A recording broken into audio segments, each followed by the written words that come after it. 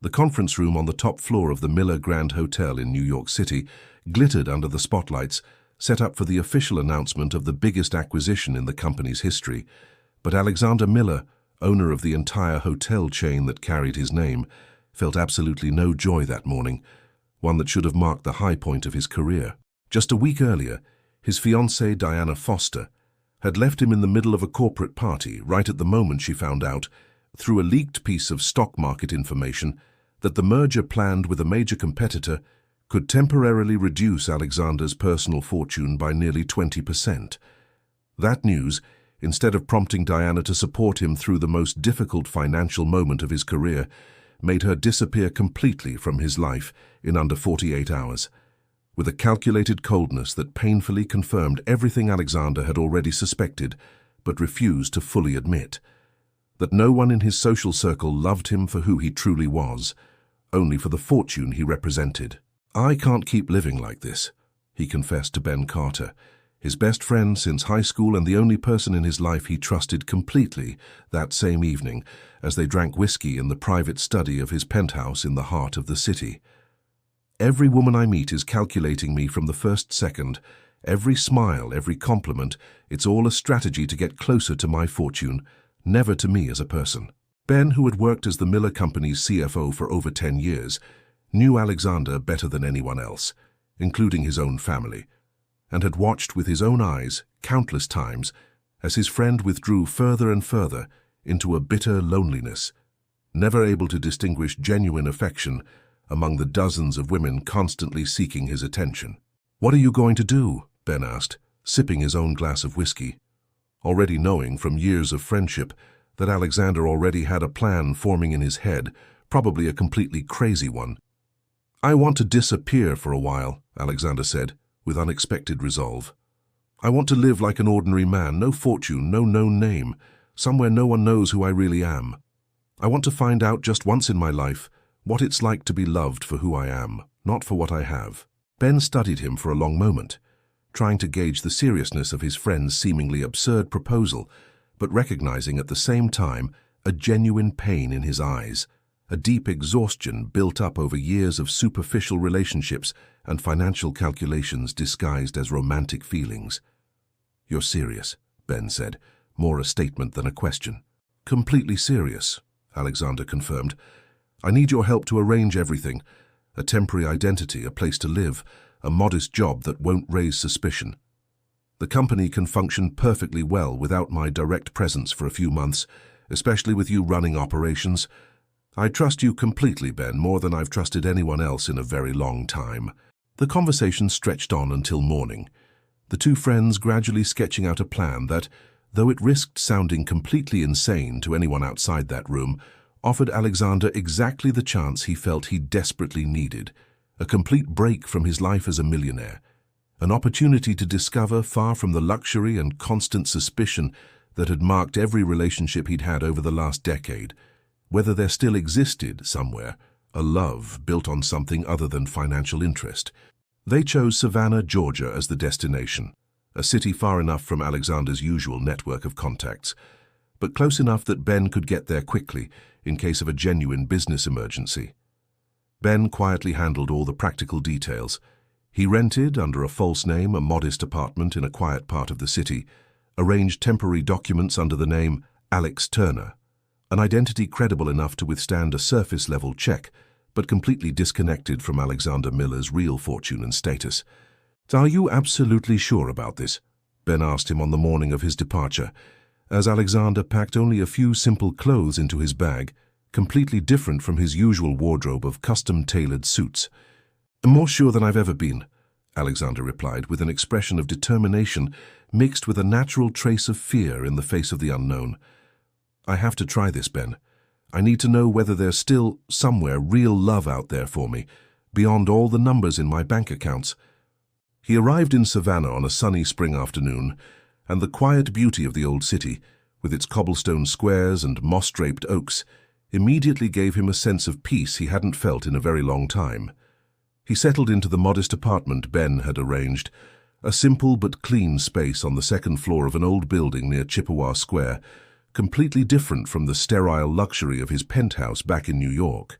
The next morning, walking with no particular destination around Chippewa Square, drawn by the smell of fresh bread and fragrant coffee drifting through the air, Alexander discovered a small bakery cafe with a modest sign, Sarah's, its windows decorated with simple lace curtains and pots of blooming geraniums on the sill. He walked in, instinctively drawn by the warm, welcoming atmosphere of the place, so completely different from the exclusive restaurants he'd frequented his whole life. Behind the counter, a young woman with chestnut hair pulled back in a simple ponytail and a kitchen apron lightly dusted with flour greeted him with a natural smile, completely lacking that calculated courtesy Alexander knew so well from his usual interactions in the business world. "Good morning, what can I get you?" she asked in a warm voice that would stay etched in Alexander's mind far longer than he could have imagined in that first, seemingly ordinary moment. "I'd like a coffee and... what do you recommend?" he asked, looking with genuine interest at the display case full of homemade pastries, completely captivated by the sincere simplicity of that moment, a feeling he hadn't experienced in years in his usual world of luxury and social calculation. "The cherry Danish is my customer's favorite," she said, with quiet pride. "My grandmother's recipe. I've never changed it, even though plenty of people have suggested I modernize it." Alexander smiled, feeling for the first time in a very long while a genuine curiosity, free of any calculation or hidden agenda, toward a complete stranger. "Sarah, I take it?" he asked, reading the name on the sign. "That's me," she confirmed, extending her hand across the counter. "Sarah Bennett. You're new in town? I haven't seen you around before." "Alex," he said, shaking her hand with a strange sense of freedom at the sound of that simple name, untouched by any weight of fortune or social status. "Alex Turner. Yeah, I just moved here, looking for some work, something simple." He had no way of knowing, in that seemingly insignificant moment of their first meeting, that he had just set foot on a path that would completely transform his understanding of love, of personal worth, and of the true wealth of a life built on honesty and genuine connection, far beyond anything any amount of money could ever buy. In his first 2 weeks in Savannah, Alexander, or Alex, as he now introduced himself to everyone, discovered just how different life could be when money was no longer a constant concern, but instead a limited resource that had to be carefully managed. Ben had sent him a modest sum for initial expenses, enough for rent and his first few weeks of living, but not enough to allow him the luxury he'd been used to his entire life. He found a part-time job at a small appliance repair shop near Chippewa Square, run by an old craftsman named Walt, who needed help with deliveries and simple maintenance tasks. The pay was modest, but the physical work, though unfamiliar to hands more accustomed to signing contracts than handling tools, gave him a strange satisfaction, a sense of concrete usefulness he hadn't felt in a very long time in the abstract world of financial figures and corporate strategy. "You're a little clumsy for someone who says they've done this kind of work before," Walt told him one morning, noting Alexander's obvious awkwardness as he tried to fix a simple dripping faucet. "But you're a fast learner, I'll give you that." "I've had a long break from this kind of work," Alexander said, carefully avoiding any further details about his real past. Every morning, the walk to Walt's shop took Alexander, seemingly by chance, right past Sarah's bakery, and he soon found himself intentionally scheduling his daily routine so he could spend a few precious minutes there, buying a coffee or a cherry Danish, having short but increasingly warm conversations with the young owner. "You're my most loyal customer," Sarah told him one morning, smiling as she prepared his usual order. "You come in every day at exactly the same time." "Maybe I've finally found the right spot for my morning coffee," Alexander replied, with a smile that actually concealed the much deeper truth of the ever-growing attraction he felt toward her sincerity and natural warmth. Gradually, their brief morning conversations began to stretch longer, especially on quieter days when the bakery wasn't busy, and Alexander discovered, piece by piece, Sarah's story. Orphaned by her father in her teens, raised by her mother and grandmother, who had passed down to her the passion and traditional baking recipes. She'd inherited the small business only 3 years earlier, after her grandmother had fully retired for health reasons. "It's not easy keeping a small business afloat these days," she confided to him one quiet afternoon, while Alexander, completely off the books, helped her arrange the new supply of flour and sugar that had just arrived from the supplier. The rent on this space goes up every year, and competition from the big coffee chains makes it harder and harder to bring in new customers, especially younger people, who tend to prefer trendier, more modern places. "But your food is amazing," Alexander said, with a sincerity that needed no exaggeration to be convincing. "I've had cherry danishes at the most expensive restaurants in a lot of places," he added, quickly correcting himself to avoid revealing too much of his real past, "but none of them compare to yours." Sarah smiled, her cheeks flushing slightly at the compliment, and Alexander felt in that moment a simple, genuine joy completely unlike the cold satisfaction his grand financial successes had ever given him. "You're surprisingly handy with repairs for someone who works at an appliance shop," she told him another day, watching him quietly help fix a wobbly chair in the corner of the bakery, using simple tools he'd brought from Walt's shop. "Not a lot of men care enough to stop and help with little things like that." "I like fixing things," Alexander said simply, discovering to his own surprise that this statement, though new to him, was completely sincere. "Maybe I've finally found something I actually know how to do well with my own hands, not just with a signature on a document." Ben visited him quietly in the middle of the third week, bringing important news about the company, and at the same time curious to see with his own eyes how his friend's unusual experiment was going. "You look different," Ben told him, studying Alexander closely. Alexander was wearing a simple cotton shirt and had an air of relaxation Ben hadn't seen in his friend in years. "Happier, I think. Or maybe just less eaten up by all that corporate stress." "I think I am for the first time in a lot of years," Alexander said, with a sincerity that surprised even him. "I met someone, Ben, a remarkable woman who has no idea who I really am, and that's exactly why I feel like, for the first time, someone genuinely likes me for the person she sees in front of her, not for my bank account." "You need to be careful," Ben warned him with the caution of a true friend. "This lie can't go on forever, Alexander. At some point, you're going to have to tell her the truth, and the longer you wait, the greater the risk she'll feel betrayed." "I know," Alexander admitted, a shadow of worry crossing his otherwise peaceful face. "But I'm not ready yet to close this chapter of my life. I feel like, for the first time, I'm living something real, and I want to enjoy that feeling a little longer before the complicated reality of my true identity steps in and changes everything, maybe irreversibly."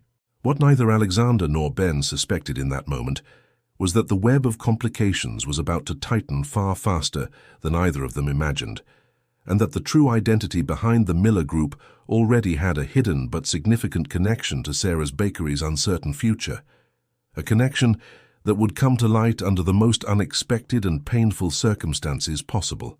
A full month had passed since Alexander's arrival in Savannah, and his relationship with Sarah had gradually grown beyond simple morning conversations at the bakery counter. One Friday evening, after Sarah had closed the bakery for the weekend, Alexander invited her with a shyness he hadn't felt in a very long time on a walk through the old city, beautifully lit by Savannah's traditional gas lamps. "I haven't been on a real date in a long time," Sarah confided to him as they walked together near the Forsyth Park fountain, their silhouettes reflecting softly in the misty spray drifting from the water. "My last serious relationship ended almost 2 years ago, right before I took over the bakery from my grandmother. I guess I've been too busy trying to keep the business alive to have time for much else." "I haven't felt a connection like this in a long time either," Alexander said, with a deep sincerity that needed no lie to be convincing, regardless of the rest of his hidden identity. "Most of my past relationships were complicated, superficial, in a way I'm only now really starting to understand." "What do you mean?" Sarah asked, curious, stopping by the edge of the fountain to look at him more closely. Alexander hesitated, feeling the temptation to reveal the full truth grow stronger, but pulling back at the last moment, in the face of his fear of destroying that fragile, precious bond he'd only just begun to build. "I think I've had relationships based more on appearances than real connection," he said, choosing his words carefully to stay as close to the truth as possible without revealing the specific details of his financial past. The people in my old life seemed more interested in what I could offer them than in who I really was. Sarah nodded with an understanding that suggested her own similar experience, though on a completely different scale. "I think I get part of what you mean," she said. "Even in this small town, I've met men more interested in the fact that I own a business, however modest, than in who I really am as a person. There's something discouraging about that." They continued their walk in silence for a few moments, a comfortable silence, free of any awkwardness, and Alexander felt Sarah's hand gradually move closer to his until their fingers naturally intertwined, with no explicit discussion of this simple but deeply meaningful gesture. "Alex," she said, stopping again, this time looking directly into his eyes with sincere vulnerability, "I think I like you a lot. More than I probably should, considering I've only known you a month." "I like you a lot too, Sarah," Alexander answered, feeling his heart beat with an intensity he hadn't felt since his teenage years, long before wealth and social status became the only criteria by which people judged him. More than I could have ever imagined was possible. Their first kiss happened right there, by the Forsyth Park fountain, under the soft glow of the gas lamps, a moment local legend associated with sincere promises and true love, a symbolic coincidence neither of them said out loud, but which both felt deeply in that moment of genuine connection.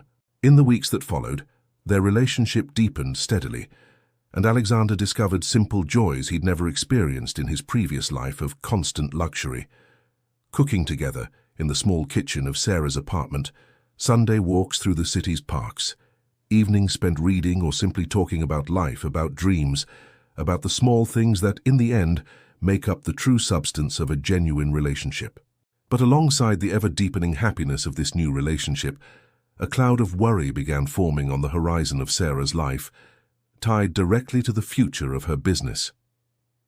One morning, Alexander found Sarah far quieter than usual, a troubled look on her face, absently wiping the same section of counter over and over. "What happened?" he asked, with genuine concern, moving closer to her. "I got an official letter yesterday," Sarah said, her voice shaking, showing him an official document she'd kept hidden under the counter. "From a company called Savannah Heritage Developments. They want to buy the entire building, including the bakery space, for an urban revitalization project around Chippewa Square. They're saying if I don't accept their purchase offer within the next 60 days, they'll begin legal proceedings for forced condemnation of the space, citing some zoning regulation I didn't even know existed." Alexander felt his stomach tighten with an unease he hadn't felt in a very long time, a vague but persistent feeling, warning him that this situation had a much deeper connection to his own hidden life than he wanted to admit in that moment. "Do you have any idea who's behind this company?" he asked, trying to keep the tremor out of his voice. "None," Sarah said with growing desperation. "The lawyer I consulted yesterday told me it's a subsidiary of a much larger group, but the corporate structure is complicated, several layers of companies hiding the identity of the actual owners. I don't know what to do, Alex. This bakery is everything I have. It's my grandmother's legacy, my life's work. I can't lose it, but I don't have the financial or legal resources to fight a corporation that big." Alexander pulled her into a tight hug, offering the comfort she needed in that moment of deep vulnerability. But his mind was already racing with a growing fear toward a suspicion he didn't yet dare put into words. The name Savannah Heritage Developments sounded suspiciously similar to one of the countless subsidiaries of his own conglomerate, a company he had acquired, almost absent-mindedly, more than a year earlier, as part of a broader strategy of real estate expansion in historic cities across the country, without ever remembering the specific details of individual projects managed by that subsidiary.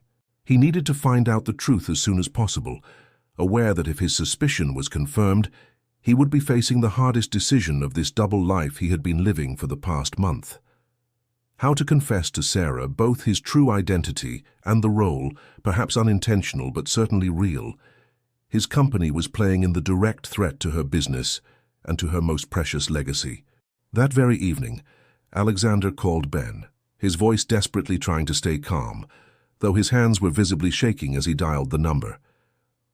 "Ben, I need you to check something urgent for me," he said, as soon as his friend picked up. A company called Savannah Heritage Developments. Is it one of our subsidiaries? A short silence followed, but long enough for Alexander to feel his heart tighten with an increasingly dark premonition. Yes, Ben confirmed finally, with a visible hesitation in his voice. It's part of the real estate portfolio we acquired last year, as part of the historic city's expansion strategy. Why are you asking? Alexander felt the floor sway beneath him, the confirmation of his fears hitting him with devastating force, even though, on a rational level, he had already known, hours earlier, exactly what answer he was going to get. This company is trying to condemn the building that houses Sarah's bakery, he said, his voice heavy with increasingly visible desperation. The woman I told you about, Ben. My company, the one I run, the one she has no idea belongs to me, is directly threatening her family's legacy and her only source of income. Alexander, Ben said with the caution of a friend trying to manage an increasingly complicated situation, you need to know that revitalization project was approved by the board months ago before you left for Savannah. Your mother, in fact, was one of the main supporters of the expansion into that area, considering it an extremely profitable long-term strategic investment. The mention of his mother, Catherine Miller, added a new layer of painful complexity to the already tense situation. Catherine had run, alongside her son, the Miller Group's board for over a decade, and had been the one consistently insisting in recent years that Alexander marry strategically, viewing romantic relationships more as opportunities to strengthen the business network than as genuine emotional bonds. Exactly the philosophy that had largely contributed to the string of superficial, painful relationships Alexander had gone through before fleeing to Savannah. Can I stop this project?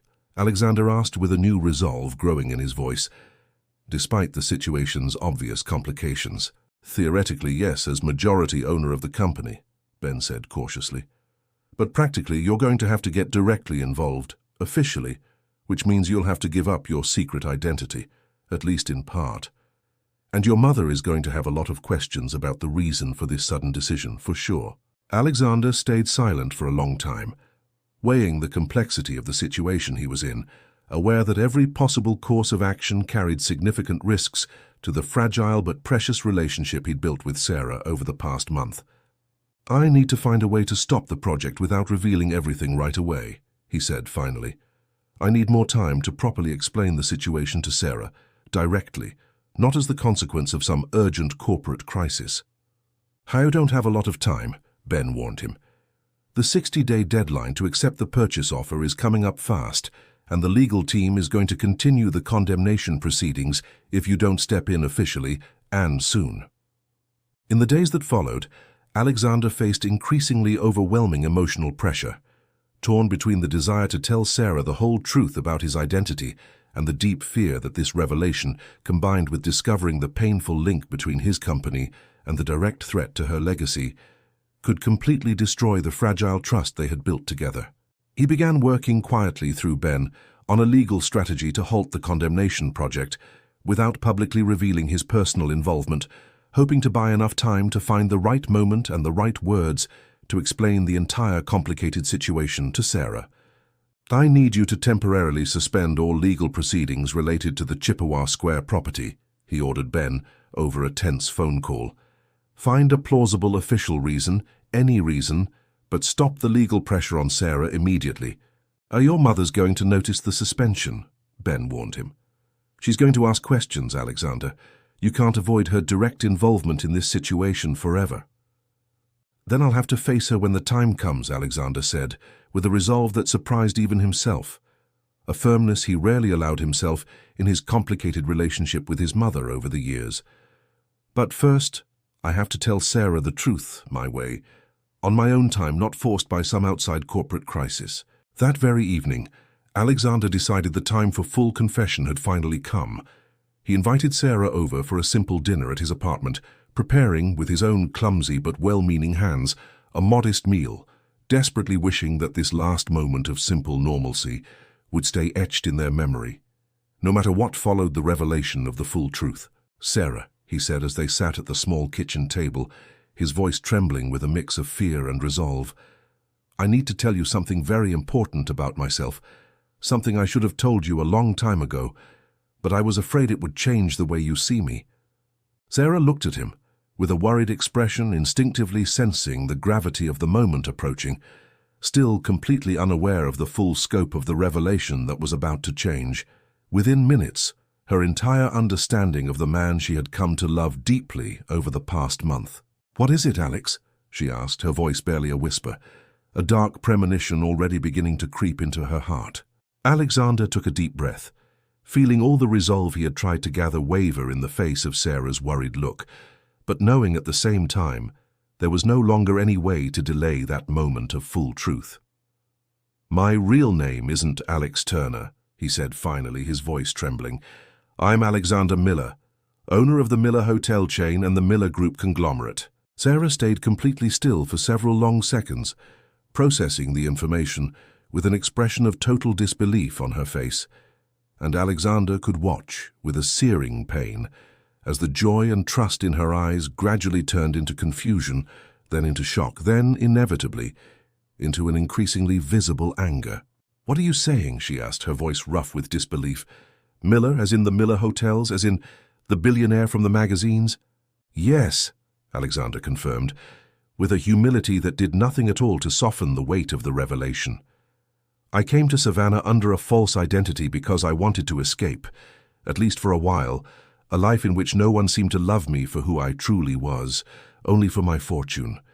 I wanted to know what it felt like to be loved for the real person behind the name and the money." Sarah stood up abruptly from the table, her hands shaking, unable to stay seated under the overwhelming weight of this completely unexpected revelation.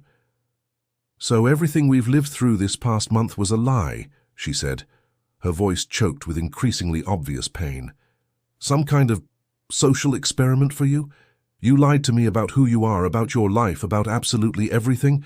"No, Sarah," Alexander said, standing up too, desperate to find the right words to ease, even partially, the devastating shock of the moment. "My feelings for you were completely real. The only thing false was the identity under which I showed them to you." "How can I know that for sure?" she asked, tears starting to run down her cheeks. "How can I trust anything you've ever told me when our entire relationship started with a fundamental lie about who you really are?" Alexander felt his heart tear apart, realizing with painful clarity the full extent of the mistake he had made, no matter how noble his initial intentions had been.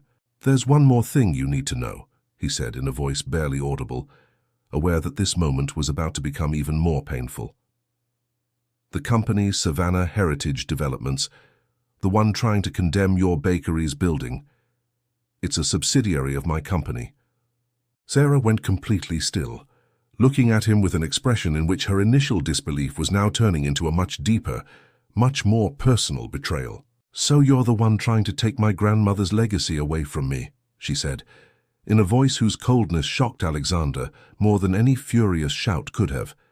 "You came here, pretended to get to know me, made me fall in love with you, while your company was already planning to destroy my business from the shadows." "I didn't know about that connection until a few days ago," Alexander said, desperate to clarify the crucial difference. "My company owns hundreds of subsidiaries, managed by entire teams of directors. I only found out about the direct involvement in your situation when you showed me that official letter." "But now you know," Sarah said with cutting bitterness, "and instead of telling me the truth right away, you kept hiding everything from me, planning, probably, exactly how and when to reveal this information in whatever way was most convenient for you." "I've already stopped the condemnation proceedings," Alexander said, hoping desperately that this concrete gesture might offer at least a shred of proof of his sincere intentions.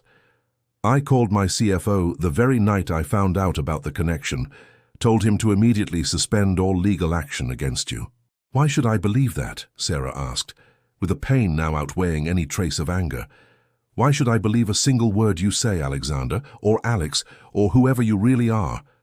The heavy silence that followed that question seemed to last an eternity, and Alexander, unable to find any answer convincing enough to instantly repair the devastating rupture his own lie had caused, stood paralyzed by a despair he had never felt before in his previous life, protected by the thick barrier of wealth and social status. "I think you should go," Sarah said finally, her voice worn out from emotion, wiping her tears with a determined motion of her hand. "I need time to process all of this, Alexander. This whole month, everything I thought was real between us. I don't know what to think about any of it anymore." Alexander nodded, silent, feeling the entire fragile structure of the happiness he had discovered in Savannah collapse completely under the weight of his own deception, however well-intentioned the reasons behind it had been. "I'm sorry, Sarah," he said in a broken voice, heading for the door with heavy steps. "I'm so deeply sorry for the pain I caused you. I just hope that, someday, you'll be able to understand that, beyond the lie about my identity, everything I felt for you was absolutely real." He left the apartment with a broken heart, alone in the cold Savannah night, facing for the first time the devastating consequences of his own impulsive decision to run from his own identity, realizing, with painful clarity, that in his desperate attempt to find authentic love, he had in the end managed to destroy the very chance at real happiness he had sought so fervently. The next morning, Alexander showed up, for the first time in the past month, at the Miller Group's headquarters in New York City, wearing one of his usual custom-tailored suits again, but feeling, despite returning to his familiar appearance, completely transformed inside by the past month's experience in Savannah. His mother, Catherine Miller, was already waiting for him in her office, informed by Ben of her son's unexpected return, with an expression of curiosity mixed with a visible trace of maternal concern. "Alexander, where have you been this past month?" she asked directly, with no roundabout introduction. "Ben's been extremely evasive every time I asked, and now you show up here looking like you've been through some complete transformation." "I was in Savannah, Mom," Alexander said with a calm but firm resolve, determined not to hide any of the full truth of the past month from her. "I lived under a false identity, as an ordinary man, no fortune, no known name. I wanted to see what it was like to be loved for who I really am." Catherine was surprised by the direct sincerity of the confession, a noticeable change from her son's usual reticence in discussions about his personal life. "And did you find what you were looking for?" she asked, with genuine curiosity that for a moment went beyond her usual concerns about social status and business strategy. "I found it," Alexander said, visible pain crossing his face. "But I also destroyed everything, through a lie I kept going for too long, and through an unfortunate connection between my own company and the threat to the only source of income of the woman I fell in love with." He told his mother the whole situation, the discovery of the link between Savannah Heritage Developments and the family conglomerate, the devastating confession the night before, and his firm resolve to completely stop the condemnation project threatening Sarah's bakery. "I want to permanently cancel that Chippewa Square project," Alexander said, with a firmness that left no room for negotiation. "Not just suspend it temporarily, but cancel it entirely, permanently.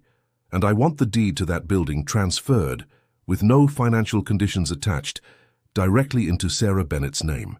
"Alexander, that would mean a significant financial loss for the company," Catherine said, with her usual caution as an experienced businesswoman, though her tone sounded, to Alexander's surprise, less harsh than he expected.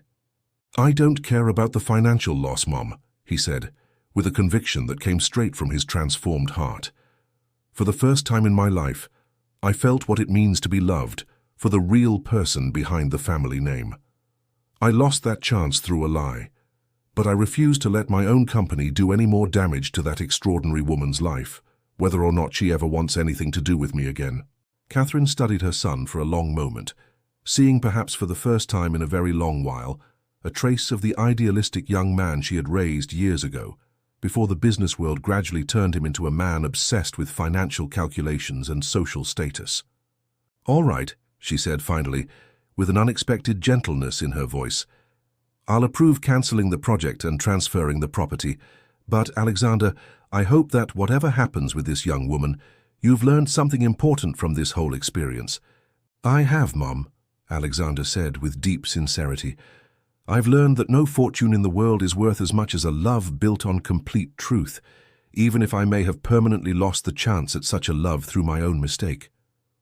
The legal documents for the full transfer of the property were finalized in just a few days, and Alexander, refusing to impose any condition or expectation on Sarah, decided not to show up in person with the paperwork, choosing instead to send it through a neutral attorney, along with a handwritten letter clearly explaining that the property transfer came with absolutely no obligation or expectation on her part, not even that of forgiving him or ever seeing him again.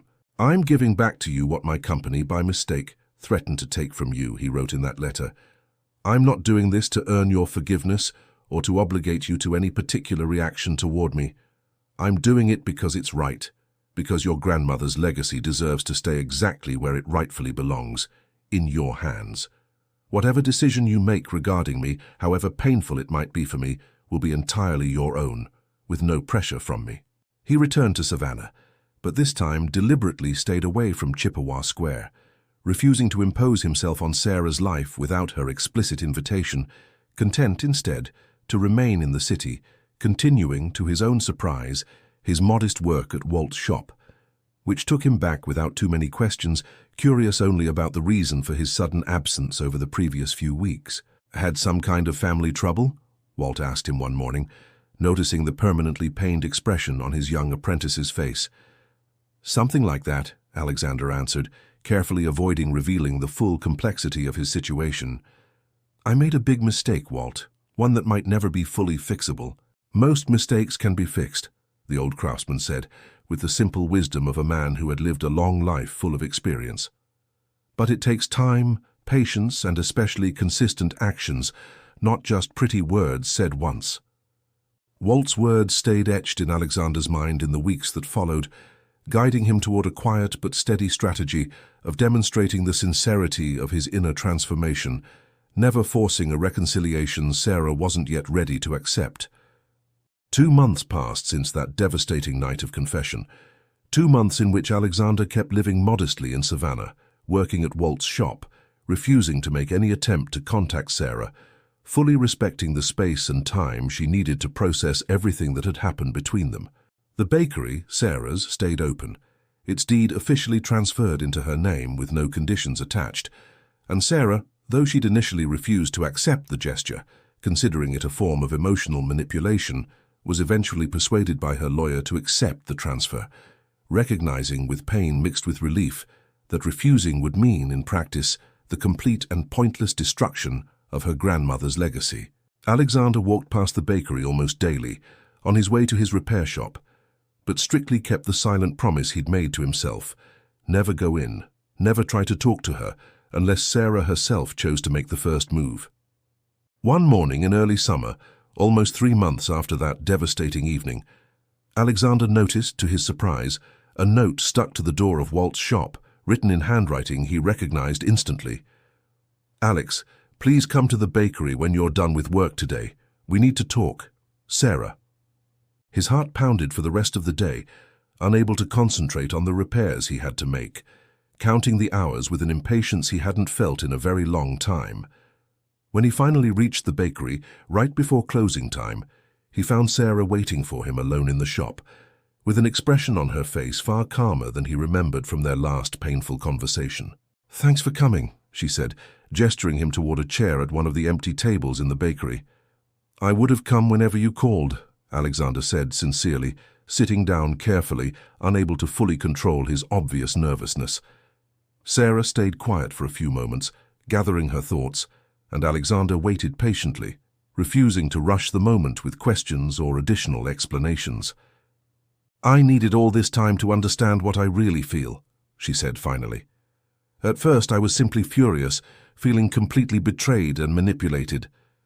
But gradually I noticed how you behaved in the months since you told me the truth. You never contacted me, never pressured me into anything, never once tried to use the gesture with the property as a form of leverage to earn my forgiveness. I didn't want to pressure you into anything," Alexander said gently. "I just wanted to fix, as much as was still possible, the wrong I'd done to you, whether or not it meant ever seeing you again."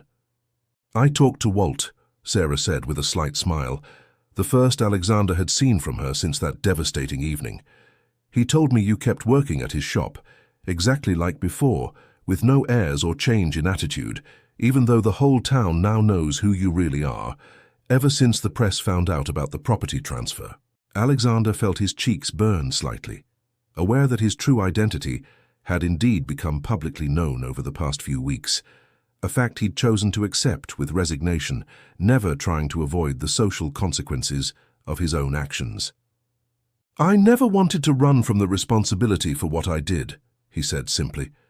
"And if that means continuing to work at Walt's shop even now, when everyone knows the truth, then that's exactly what I'll do, because I loved that work, Sarah, just as much as I loved the rest of my simple life here next to you." Sarah looked at him for a long time, her eyes wet with complex emotion, and Alexander could see for the first time since that devastating confession a trace of the genuine warmth he'd known in their first weeks together.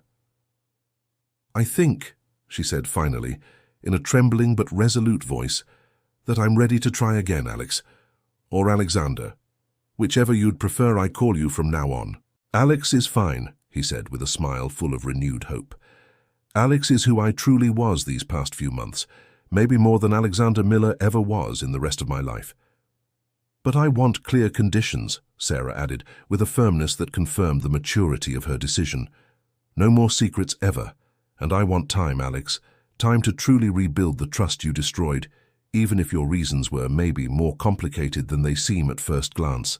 "You have all the time in the world," Alexander said with deep conviction, "and I promise you, with all the sincerity I'm capable of, that you'll never again have any reason to doubt the full truth of my feelings or my identity."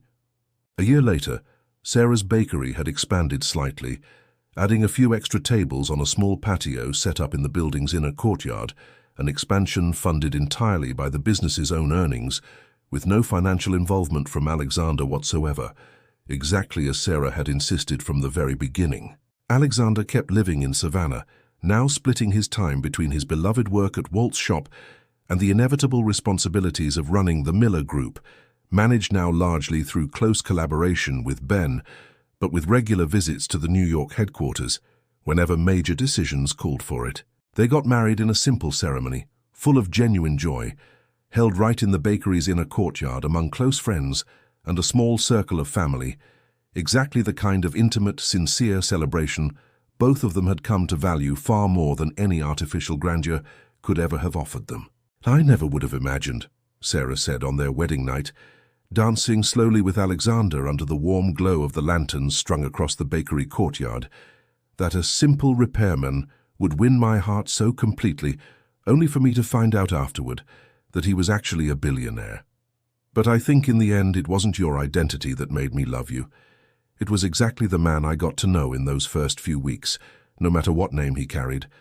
And I think," Alexander said, gently kissing her forehead, "that I finally found exactly what I was looking for when I left New York, desperate and alone. Not just real love, but the authentic version of myself, the one that wealth and social status had kept hidden for far too many years." Dear friends, we hope Alex and Sarah's story touched your heart the way it touched ours while we wrote it. If this story's emotion won you over, we warmly invite you to subscribe to our channel and hit like to help us keep bringing you stories about genuine love, truth, and the courage to be truly yourself, beyond appearances and social status. Every day we prepare new stories, just as full of emotion and unexpected twists. So don't forget to turn on notifications so you never miss a chapter of what's coming. We'll be waiting for you in the comments to hear which part of Alex and Sarah's story moved you most, and we can't wait to see you again for our next story.